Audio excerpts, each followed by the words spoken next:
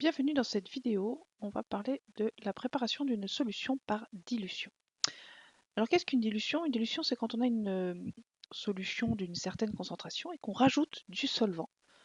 On diminue la concentration, on diminue la teneur. Alors si par exemple j'ai de l'eau salée et que je rajoute de l'eau, je vais obtenir une eau qui sera moins salée. Je vais diminuer la quantité de la concentration en sel en rajoutant du solvant, c'est ce qu'on appelle une dilution. Donc si par exemple je pars de 100 ml d'eau salée à 3,5 g par litre, c'est-à-dire que j'ai 3,5 g de sel par litre d'eau, si j'en ai que 100 ml, ça veut dire que j'ai 0,35 g de sel en tout dans mon verre.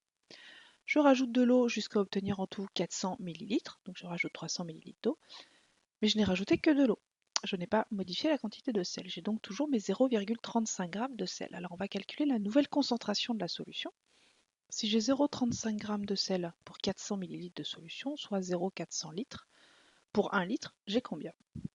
0,35 fois 1 divisé par 0,400, j'obtiens une concentration de 0,88 g par litre. Je suis passé de 3,5 g par litre à 0,88 g par litre. J'ai donc bien diminué ma concentration, ma teneur en sel de ma solution. Alors on va parler de facteurs de dilution.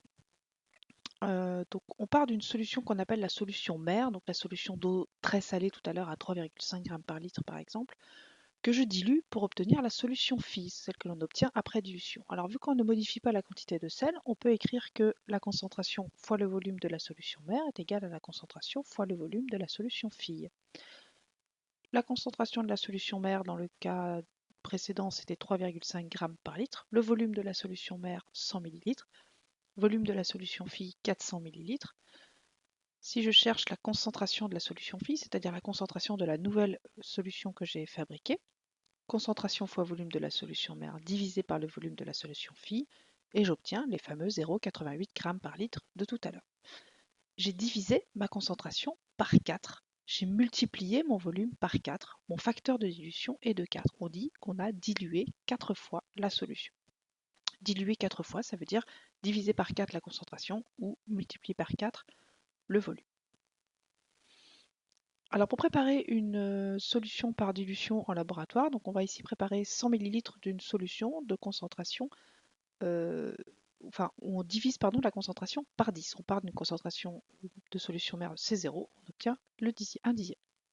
Donc il nous faut une fiole jaugée, une pipette jaugée, une propipette, des béchères et évidemment une pincette d'eau distillée.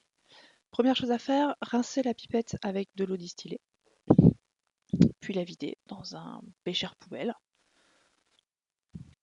Ensuite, on prélève la quantité, pour prélever la quantité de solution mère, on en verse un petit peu dans le bécher. On ne prélève jamais directement dans le flacon, on prélève dans le bécher les fameux 10 ml. Donc on fait bien attention à la lecture des traits de jauge. Alors d'abord on rince avec la solution et ensuite on prélève les 10 ml en n'oubliant pas d'incliner le bécher et en mettant bien les yeux en face des traits de jauge. Donc on monte jusqu'au trait de jauge à 10 ml.